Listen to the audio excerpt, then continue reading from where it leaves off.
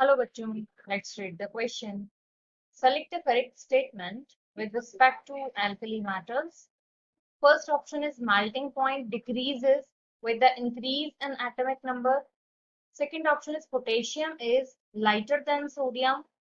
Third option is salts of lithium to sodium impart characteristics color to an oxidizing flame of Bunsen burner. And the fourth one is all of these. तो overall यहाँ से हमारा की concept क्या कहता है कि हमको इस क्वेश्चन में बात करनी है एल्कली मेटल्स के बारे में। अब देखो एल्कली मेटल्स की अगर हम बात करें तो हम यहाँ पे एलिमेंट्स लिख लेते हैं। सबसे पहले आता है लिथियम, फिर आता है सोडियम, फिर आता है पोटेशियम, रुबीडियम, सीजियम और फ्रेंशियम हमारा रेडियो एक्टिव है तो उसकी हम बात नहीं करते। तो अब देखो हमने यहाँ पर क्या पाया कि अप टू डाउन जब हम मूव करते हैं तो जो साइज है वो यहाँ से इंक्रीज करता जाता है। तो जब साइज इंक्रीज करेगा और हम जानते हैं कि एस ब्लॉक में हमारे सारे मेटल्स हैं, तो जब मेटल्स हैं तो इनके बीच में कोई एक मेटालिक बॉन्डिंग होती होगी। तो ये मेटालिक बॉन्डिंग भी धीरे धीरे क्या होगी यहाँ से अप टू डाउन मूव करने पर इंक्रीज करेगी। आप देखो इंक्रीज करेगी या डिक्रीज करेगी, इसको एक चीज पहचानने का बड़ा इजी वे है कि metallic bonding is inversely proportional होता है साइज के। ठीक है।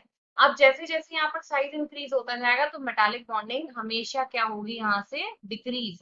क्वेश्चन में देखने में हमको लगता है कि साइज बढ़ रहा है, साइज बढ़ रहा है तो मतलब मेटल्स का साइज बढ़ता जा रहा है तो मेटालिक बॉन्डिंग बढ़ती जा रही है।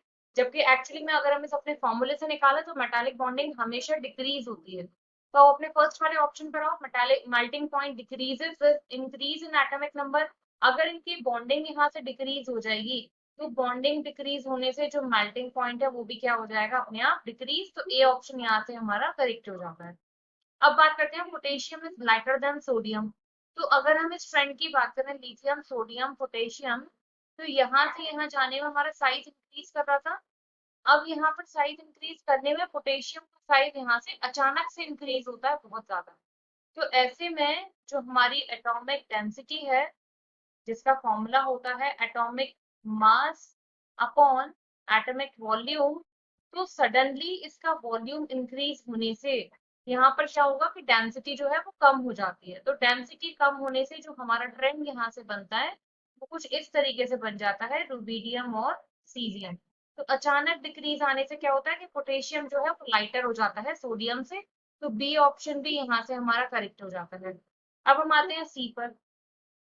सी के लिए वो हमसे क्या कर रहा है, salts of lithium to caesium impart characteristic coloured. तो अब देखो क्या हो रहा है कि हम जैसे जैसे नीचे की तरफ मूव कर रहे हैं तो जो हमारी आयनाइजेशन एंथैल्पी है वो डिक्रीज होती जा रही है। तो जब हर एलिमेंट की आयनाइजेशन एंथैल्पी डिफरेंट डिफरेंट है तो आयनाइजेशन एंथैल्पी जब चेंज होगी या डिक्रीज होगी तो कलर्स भी यहाँ पर आपको क्या होगा डिफरेंट डिफरेंट शो होंगे। तो आपका जो ऑप्शन सी है ये भी करेक्ट हो जाता है। तो आपका फाइनल ए बी सी तीनों करेक्ट है। आंसर आपका कौन सा मार्क होगा यहाँ पर, D, that is all of these.